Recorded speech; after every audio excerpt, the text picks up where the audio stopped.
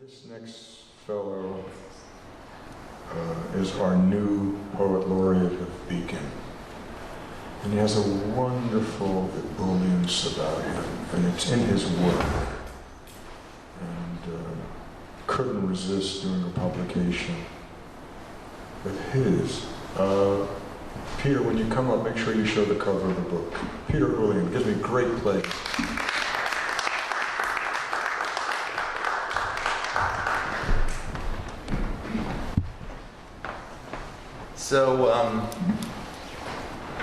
So here's the book.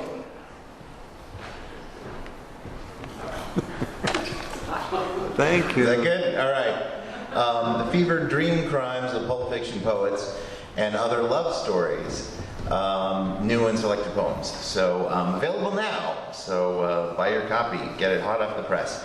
So I'm going to read two poems from this collection. But first, I'm going to read an occasional poem. One of the things, one of my solemn duties as poet laureate is to occasionally read a poem for an occasion. And I discovered after I became poet laureate that those are called occasional poems, not because they're written occasionally, but because they're written for occasions. And occasional poems have a very a dark and terrible history. William Wordsworth, apparently, when he was appointed poet laureate, said, "I'll only do this if I never have to write an occasional poem." And Ted Hughes, who is a wonderful, wonderful poet, wrote one of the worst poems of all time for the wedding of Princess Diana and Charles. No shade on him. It's hard. It's hard to write an occasional poem. However, I called up the Strawberry Festival Sloop Club and I said, "Hey, you want a poem for your Strawberry Festival, which was held last week?" And they said, "Sure." And I read it, and they asked me back to do a poem for their Corn Festival in August and their Pumpkin Festival in October. So I'm assuming this doesn't suck too much. So I'm going to read it. I'm going to share it with you. It's called "On the Occasion of the 2019 Annual Sloop Club Strawberry Festival at the Pete and Toshi Seeger Riverfront Park." And as you can see from the title, this has got a very short shelf life, this poem here. So enjoy. All right, so the bald eagle soars above the Hudson Highlands and swoops down low to skim just above the choppy spray of Newburgh Bay. A strawberry is not a berry, but rather an aggregate accessory fruit, the eagle would tell us if only she could or cared enough about strawberries to pause along her way. But instead, as she glides past the Pete and Toshi Seeger Riverfront Park, as our children play, and our music plays, and our vendors vend, and we share our space with the mighty Hudson's geese and goslings, her seabirds and shorebirds, our canines and carnivores, our vegans and herbivores, our eagle does not care that she is a symbol of a divided, blighted, short-sighted, benighted, lefted, and righted, can't be both sitting and indicted, but also delighted, excited, incited, invited, requited, alighted, and sometimes, yes, almost maybe this time, could it be? Yes, it could. Today we are a united America, at least in this place, at least in this time. If not united in policy or polity or deity or vanity or equity, at least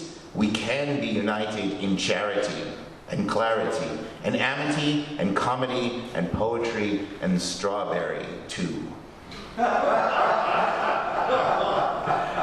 Our states are united, our fates are united, whether we want them to be or not. But our eagle does not care that she is a symbol of that or any other America, any more than she cares that she bears a likeness to Sam Eagle of the Muppet Show, who once bitterly charged indecency against the nakedness of all birds beneath their feathers. Our eagle does not care one whit about that.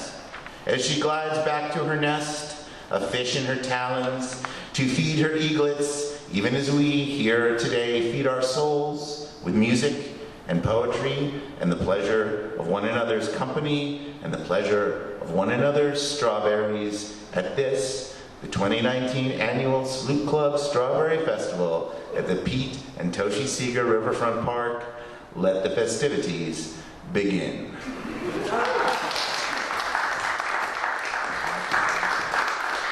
Thank you. So I had a lot of fun writing that poem and reading it. They got you fruited now? So so now I got to come up with at least two more. So corn and pumpkin. So we're working on that one. Because it's Father's Day, I'm going to read two poems from this collection that is out now, published by Lion Autumn Music Publishing. Hayden Wayne, editor and publisher. This poem is called The Old Photograph. So these are two Father's Day themed poems, or at least I should say, maybe not Father's Day themed poems, but father themed poems. This is called The Old Photograph. The old photograph in the bottom of a shoebox, a Polaroid. She stands, her belly round and plump. It must have been taken just days before our first son was born. Her unsmiling face and glowering eyes meet the camera's lens, full of accusation, as if to say, "Look at what you did to me, you unthinking beast. This had better be worth it, or someone will have to pay." Another, taken days later. Newborn, he rests in her arms, his unfocused eyes trying to fathom the world now suddenly and unimaginably vast. He had no idea that there was all this beyond the perfect embrace of his mother's womb, the gentle roar of her surging blood, and the soothing drum of her heartbeat. "What have you done to me, you unthinking beast?" his tiny, wide eyes seemed to say. "This had better be worth it, or someone will have to pay." Looking at this second photo, my wife, I think, is now convinced that it was worth it. My son, I think, would yet require some convincing.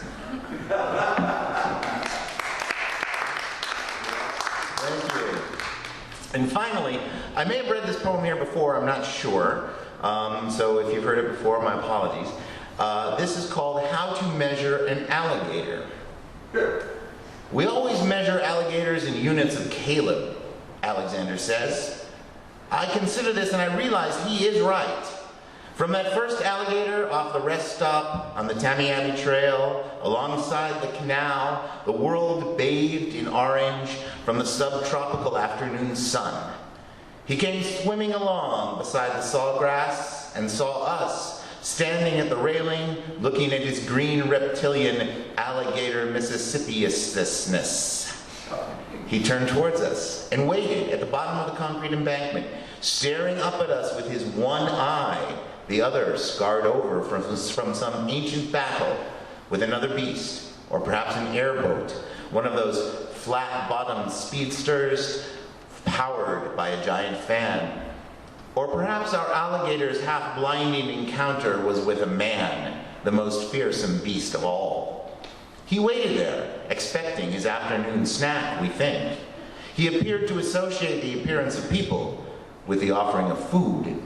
He looked at me with the same expression of impatient anticipation my cat employs at 4 in the morning when I come downstairs to make the coffee, the house and street wrapped in darkness and silence, but for the occasional distant wail of the freight train on the Newburgh side of the Hudson. He was about twice the size of Caleb, and Caleb was only 4 at the time, so I don't think our alligator saw the 7 of us as prospective meals, although perhaps he did Caleb. Sensing this, my mother-in-law held tight to my son, and we looked into the cyclopean face of our reptilian host, amazed at the proximity of such a wild beast, however habituated to humanity he may have been. We have since compared the size of every alligator we encounter, from the wild baby alligator beside the boardwalk at 6 Mile Slough, nestled among the green lily pads as a yellow-bellied sapsucker flew overhead, to the behemoth lurking behind bars at the Calusa Nature Center, to Caleb's size. Caleb, is now taller than his father, so the alligators, even the largest of them, all seem to be getting smaller. Thank you.